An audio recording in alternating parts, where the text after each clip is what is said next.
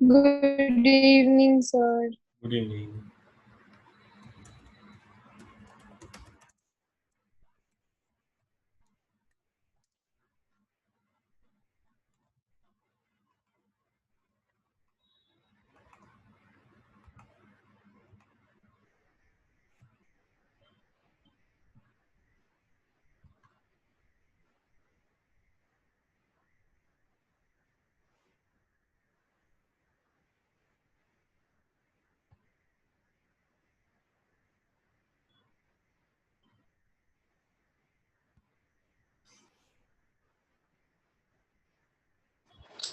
Sir मेरे को है ना आपको कुछ पूछना था। ये जो 6th चैप्टर है ना, हाँ। रिटायरमेंट ऑफ अ पार्टनर, हम्म, उसमें जो एक्सरसाइज में कौन से सम ओमिट है?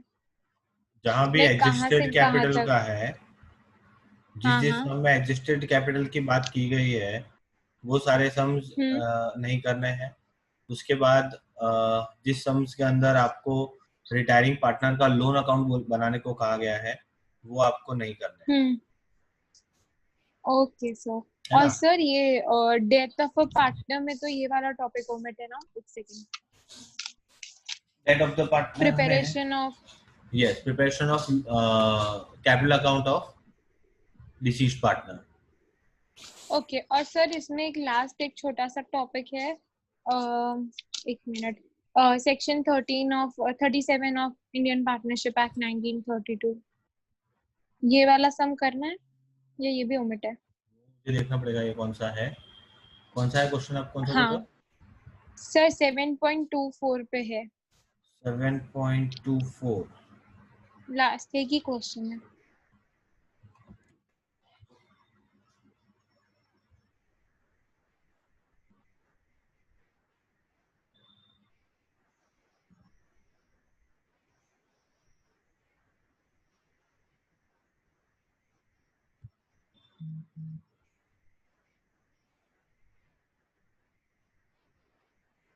ओके, ये तो खाली प्रोविजन है। हाँ, प्रोविजन हाँ है और तो उस वो प्रोविजन के बेस वाला। पे ही हमें करना है। कर लेंगे। एक्चुअली कैसा है कि इस चैप्टर में अभी तक ये सब चीजें पूछते नहीं थे, बट अब क्या है कि इस चैप्टर में मेजर पार्ट इन्होंने जब डिलीट कर दिया है, so now there are chances कि अब छोटी छोटी चीजें जो अब तक नहीं पूछते थे, वो अब ये उठा के पूछ सकते हैं। Okay sir. और सर हमें ऐसा स्कूल में बोला कि जो भी ओमिट वाला पोर्शन है ना, हाँ, वो एग्जाम्स में पूछेंगे, स्कूल के एग्जाम्स में। तो ऐसा भी है क्या? उनके एग्जाम में पूछेंगे। हाँ। सीबीएसई ने पोर्शन में से निकाल दिया तो how can you ask in the school exam. आपको पोर्शन कराना ही नहीं है,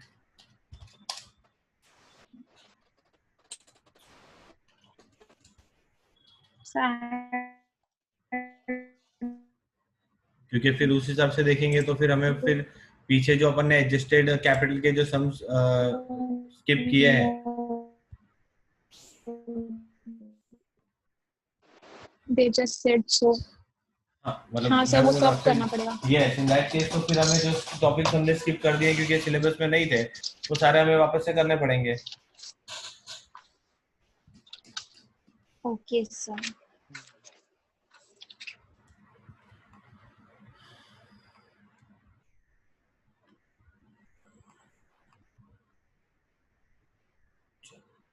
नाउ, कौन सा सम किया था हमने लास्ट, कौन सा पार्ट था।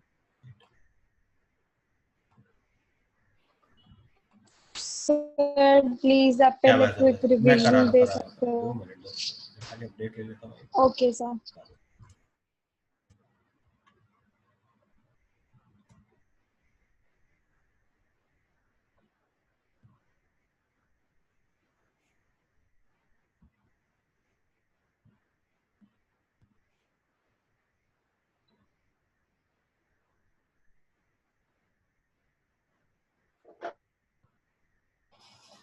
ओके, सो इस चैप्टर के कंसेप्ट्स में सिर्फ इतना सा ही था, वो छोटा सा पार्ट है।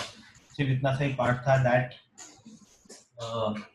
हमने इसके पहले का चैप्टर देखा, रिटायरमेंट। रिटायरमेंट के अंदर एक पार्टनर जा रहा था, ठीक है। तो हम उसको उसकी सारी चीजें दे रहे थे, दैट इज उसका शेयरिंग प्रॉफिट, उसका रिजर्व में उसका हिस्सा, रिवैल्यूएशन ऑफ असेट्स में उसका हिस्सा, और वो सारी चीजें हम उसको दे रहे थे। एंड डेथ में भी चीजें लगभग सेम ही जाती है, बट क्या बोलते हैं, रिटायरमेंट और डेथ के अंदर जो मेजर डिफरेंस है वो सिर्फ एक ही है, दैट इज अनसर्टेनिटी। रिटायरमेंट के सम्स आपने किए होंगे तो देखा होगा, जनरली रिटायरमेंट 31 मार्च को ही होता है ना। अगर कोई retirement in between of the year होता है, ऐसा एक सम है बुक के अंदर, तो उसको हम उतने टाइम का प्रॉफिट दे देते हैं, उतने टाइम का प्रॉफिट गिन के हम उसको दे देते हैं। डेथ में भी ऐसे ही होता है कि इन अनसर्टेनिटी है, डेथ कभी भी हो सकती है, तो हमें करना क्या है, हमें देखिए बाकी सारी चीजें, रिजर्व में उसका हिस्सा उसको दे देना है, रिवैल्यूएशन ऑफ एसेट लायबिलिटी में जो उसका हिस्सा है वो उसको दे देना, उसका प्रपोर्शन जो है वो उसको दे देना है। बात आती है सिर्फ कैलकुलेशन ऑफ प्रॉफिट, कहाँ से, from the beginning of the year up to the death of the partner, जब तक उसकी डेथ हुई तब तक का उसका प्रॉफिट का पार्ट। तो वो प्रॉफिट कैलकुलेट करने के दो तरीके थे, दो मेथड जिसे हम बोलते हैं, या दो बेसिस बोलते हैं। तो first basis is time basis, और दूसरा था turnover basis. Okay, time basis और टर्नओवर बेसिस। टाइम बेसिस में हमें क्या करना है, टाइम बेसिस में आपको बोलते हैं that the share in profit of the deceased partner is to be ascertained on by taking previous year profit as a base। ठीक है, मतलब पिछले साल के प्रॉफिट को बेस बनाओ और उस पार्टनर को उसके हिसाब से पैसा दे दो। चलिए एक छोटा सा एग्जांपल क्रिएट करते हैं, that A B and C were partners taking profit and losses in the ratio of 3:2:1।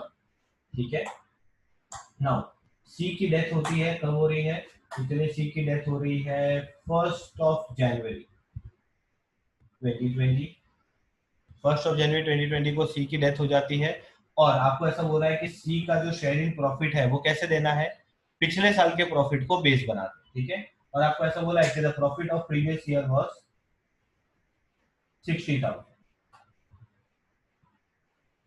अच्छा, कई बार पिछले साल का प्रॉफिट बेस बनाते हैं, कई बार आपको बोलते हैं कि एवरेज प्रॉफिट, लास्ट 3 साल के एवरेज प्रॉफिट को बेस बनाओ, तो एवरेज प्रॉफिट लेने लेगा। नाउ अब टाइम बेसिस पे हम कैसे फाइंड करेंगे, तो टाइम बेसिस पे हम फाइंड करेंगे share in profit is equal to profit multiply by उसका शेयर मल्टीप्लाई बाय टाइम, है ना। मतलब हमारे केस में कैसा हो जाएगा, प्रॉफिट हम बेस बनाएंगे 60,000 को, उसका शेयर कितना है 1/6, मल्टीप्लाई बाय टाइम, मतलब कितने महीने, वो 9 मंथ्स था। देखिए 1 जनवरी को डेथ हो रही है, मतलब वो 9 मंथ्स अवेलेबल था, सो इनटू 9/12। ओके, कितना आ जाएगा,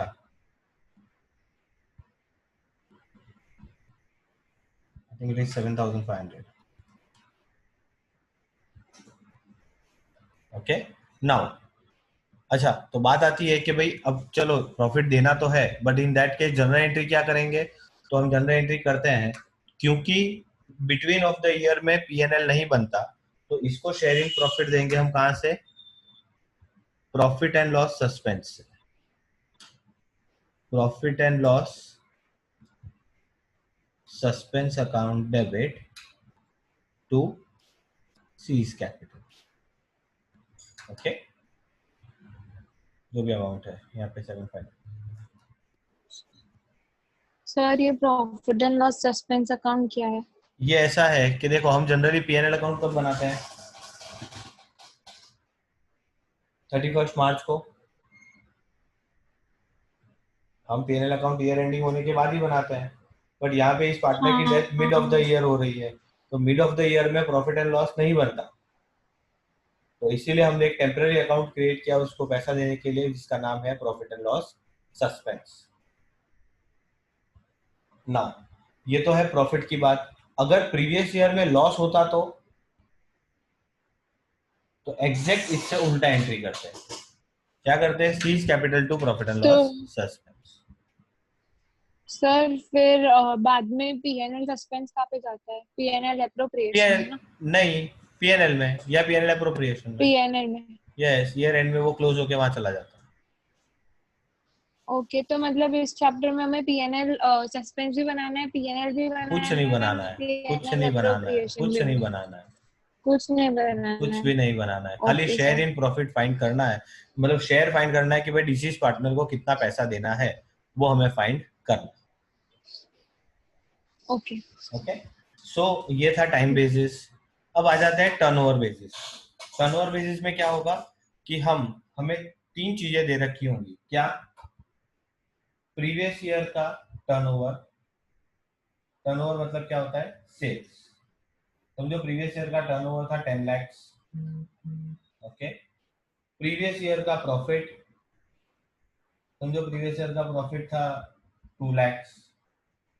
ओके, एंड करंट ईयर का कब से कब तक का सेल, तो जब से ईयर शुरू हुआ और जब तक पार्टनर की डेथ हुई तब तक का सेल।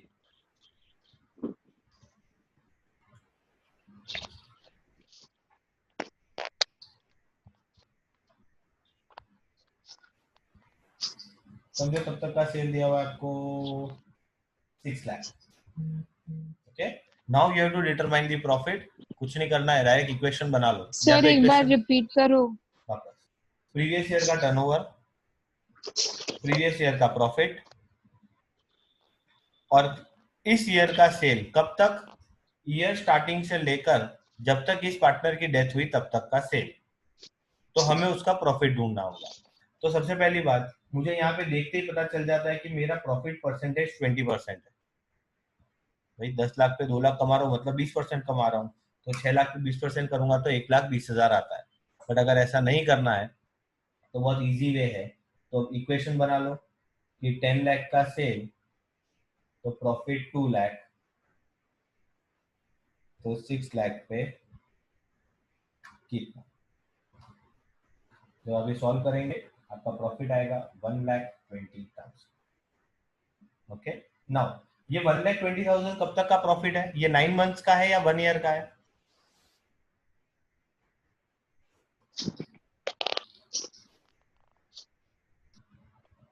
ये जो 1,20,000 का प्रॉफिट है, सर शायद 1 ईयर का है, नहीं कैसे टिल 1 ईयर का है? जब मैंने बोला sale till the death death का ऑफ है, द हाँ। पार्टनर, तो वो 9 9 मंथ्स मंथ्स का का है। है। तो उसमें उसका शेयर कैसे फाइंड करेंगे? तो बहुत इजी हो जाएगा, that is profit multiply bye share. मतलब करना कुछ नहीं है, 1,20,000 में 1/6 कर दो, it is 20,000।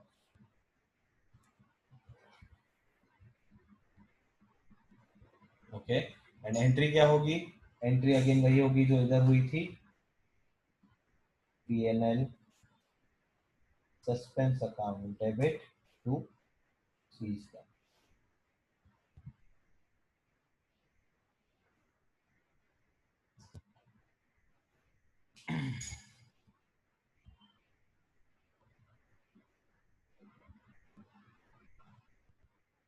Clear? Yes sir. Now एक कंसेप्ट इसमें और है जो कि हमने कल ही डिस्कस किया था, उसको आज फिर से देख लेते हैं। कंसेप्ट ये था कि यहाँ पे आपको नया रेशियो कहीं दिया नहीं है, ठीक है ना? मतलब कि आपको ऐसा कुछ नहीं बोला है कि इसकी डेथ के बाद इनका नया रेशियो ये होगा वो होगा, ठीक है? तो जब नया रेशियो नहीं दिया है तो एंट्रीज इसी तरह से होंगी जैसा अपन करते आए हैं। बट अगर आपको नया रेशियो दिया है, ठीक है, तो थोड़ा सा एंट्री में फर्क आ जाएगा। Excuse me for a minute.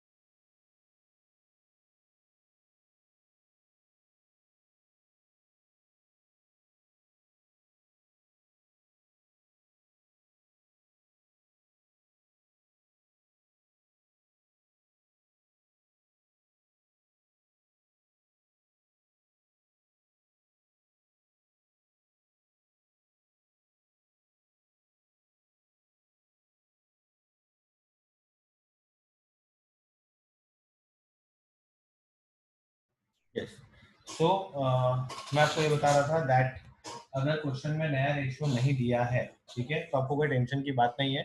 Tension की बात तो वैसे भी नहीं है, बट अगर नया रेशियो नहीं दिया है तो जैसे हम पीएनएल की एंट्री करते हैं, that is profit PNL suspense account debit to C's capital, वैसे ही करना है। बट इन केस एक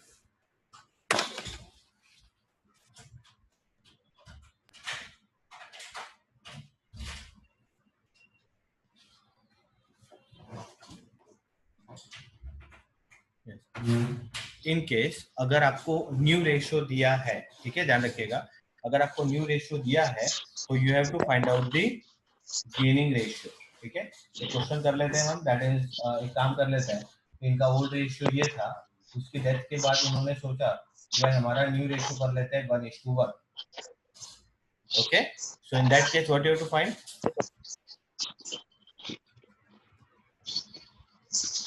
क्या फाइंड करना होगा? गेनिंग रेशियो फाइंड करना है। तो चलिए गेनिंग फाइंड कर लेते हैं। ए का न्यू रेशियो है 1/2, ए का ओल्ड रेशियो है 3/6, इट इज 0, एंड बी का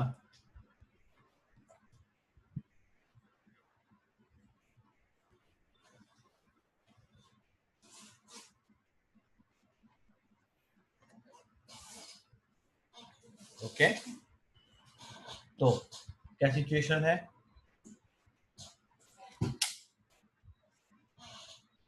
the situation is B is gaining, A को कुछ का फर्क नहीं पड़ रहा है, बी गेन कर रहा है, तो यहाँ पे एंट्री आपकी थोड़ी सी चेंज हो जाएगी। इन दैट केस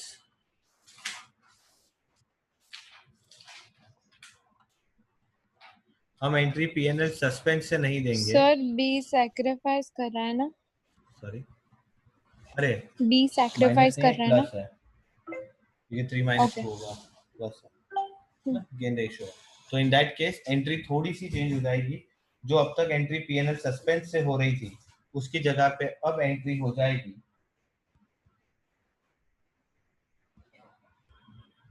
बीज capital account debit to C's capital.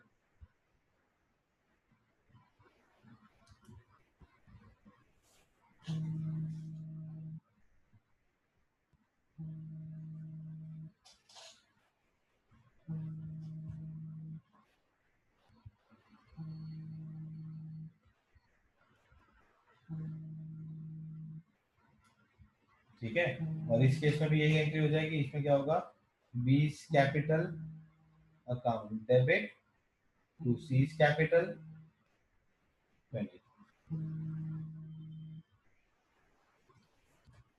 Clear? ध्यान क्या रखना है, ध्यान सिर्फ इतना रखना है, ये क्वेश्चन में देखना है कि नया रेशियो चेंज हो रहा है या नहीं हो रहा है। ठीक है, अगर ये रेशियो चेंज हो रहा है, अगर आपको न्यू रेशियो दिया है, then you have to find out sacrificing ratio, और ये जो पैसा जाएगा वो उनके सैक्रिफाइसिंग रेशियो के हिसाब से जाएगा। ओके, और देगा कौन? बीस कैपिटल, जो सैक्रिफाइस सॉरी जो गेन कर रहा है वो देगा डिसीज पार्टनर को। अगर दोनों गेन कर रहे होते तो दोनों उसके रेशियो में देते। क्लियर है? Yes sir. यस समझ आ गया? ओके, सो एक काम कीजिए, आ जाइए इलस्ट्रेशन नंबर 5 पे। ओके, आप सॉल्व करेंगे, ठीक है, मैं स्क्रीन पे ला रहा हूँ इलस्ट्रेशन नंबर 5। आंसर मत देखिएगा, पहले खुद से ट्राई कीजिए, देन मैं आपको करवाता हूँ। सबको दिख रहा है इलस्ट्रेशन 5 अपनी स्क्रीन पे?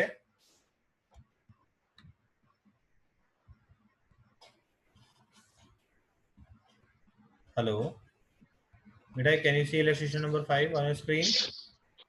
Yes sir. ठीक है, शुरू यस कीजिए, सर। उठाइए बुक और पेन, शुरू कीजिए illustration number 5।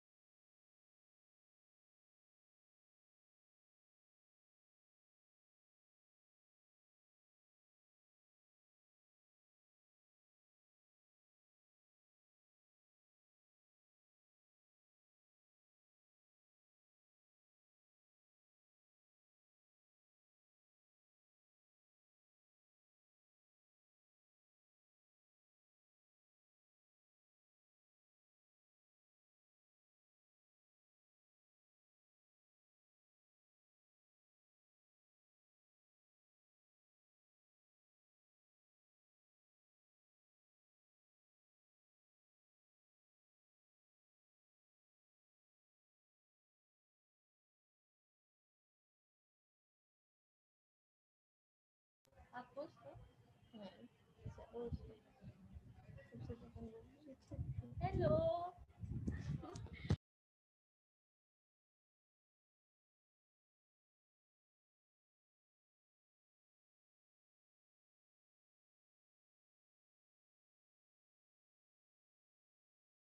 Hello yes sir, answer आ गया आ गया। Sir. Profit up to 20 death है 10,000 और उसका शेयर है 4,000। Very good. बाकी सबका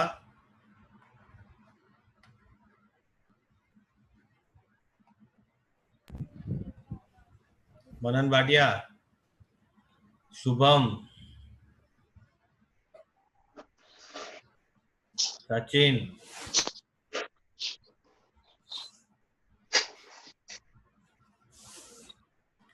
अगर आप लोग चुप ही बैठने वाले हो तो अगली बार से मैं आप लोगों को क्लास से ही निकाल दूंगा। सर फोर्थ इलस्ट्रेशन में डाउट है। 3 बोलिए। into 12 क्यों नहीं किया बोलिए। सर? into 3/12 क्यों नहीं किया? किस में? फोर्थ इलस्ट्रेशन में। फोर्थ इलस्ट्रेशन में क्या है? ओके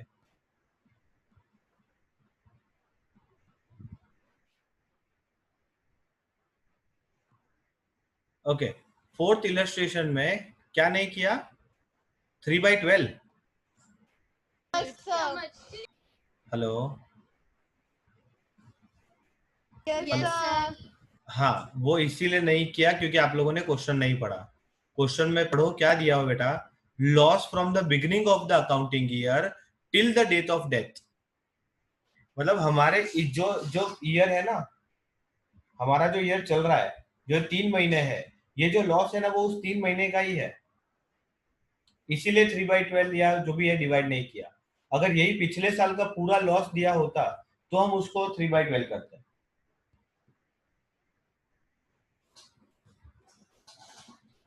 समझ आया? अगर मुझे बोला होता कि loss of the previous year was this, तो फिर हम 3/12 करते हैं। बट ये लॉस मुझे कब से कब तक का दिया है? जब से मेरा ईयर चालू हुआ और जब तक पार्टनर की डेथ हुई तब तक का। तो मुझे फिर ईयर में डिवाइड, मंथ में डिवाइड करने की जरूरत ही कहाँ है?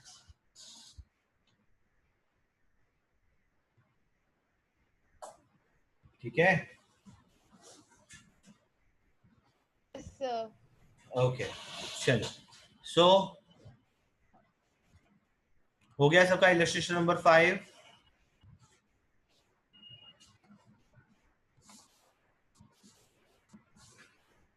इलस्ट्रेशन नंबर 5 हो गया सबका।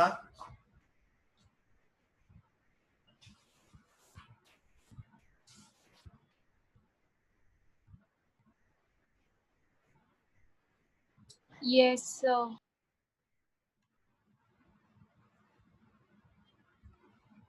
यस श्योर शुभम, कर लेता हूँ सॉल्व।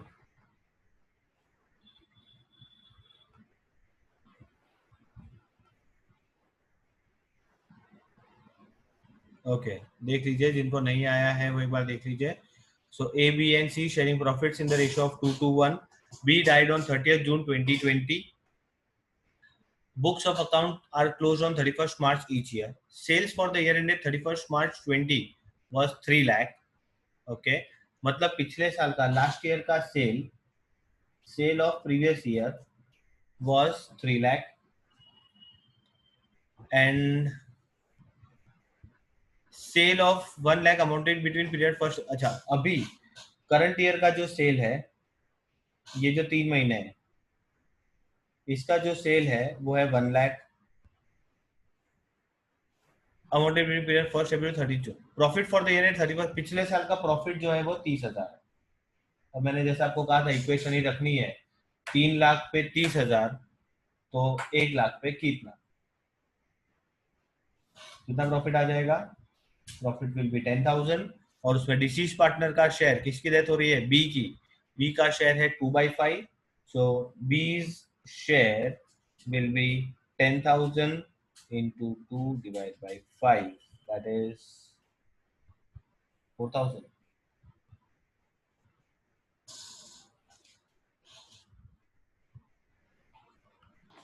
सर इसमें ना जब जर्नल बनाएंगे तो उसमें डेट कौन सी डालेंगे? जब दे रहे हैं, जिस दिन डेथ हो रही है, जब उनका अकाउंट सेटल कर रहे हैं तब 30 जून। मतलब जिस दिन डेथ हो रही है उसी दिन ना? यस उसी दिन सेटल कर रहे ओके हैं। Okay sir. ओके, शुभम आ गया?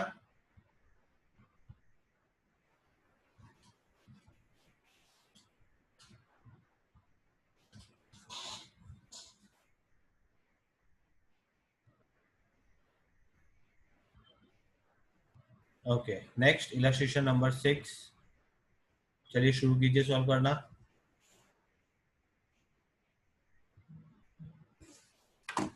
सेम यही कंसेप्ट है।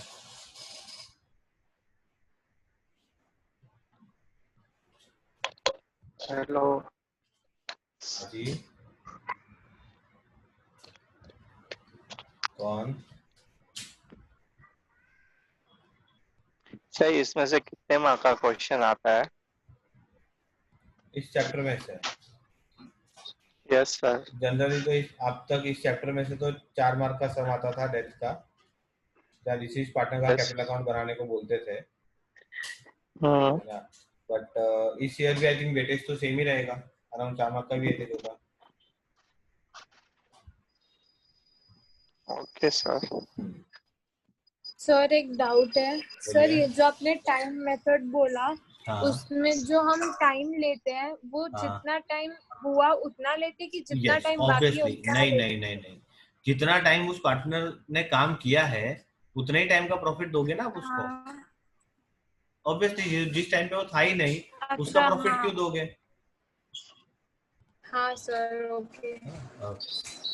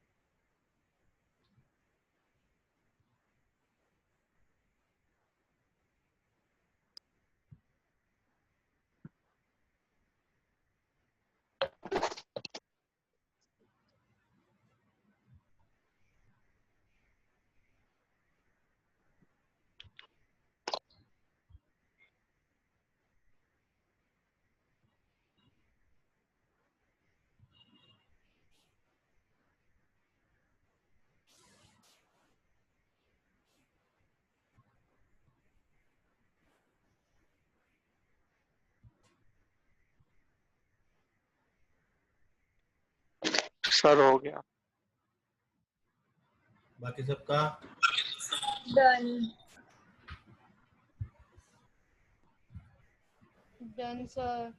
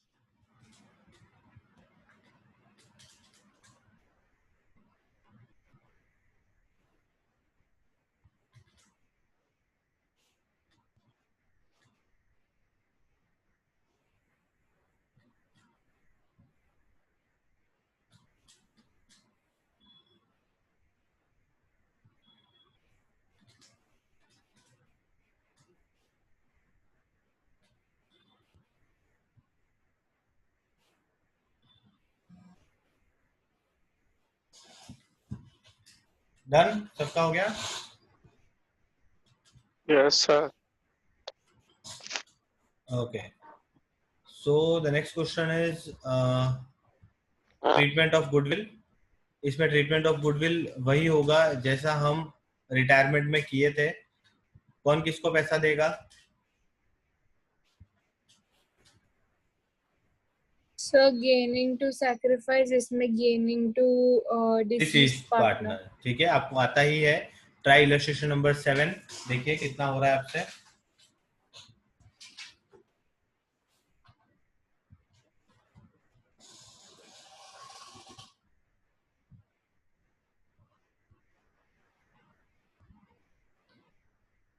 सर ये गेनिंग वाला वापस समझाना ना.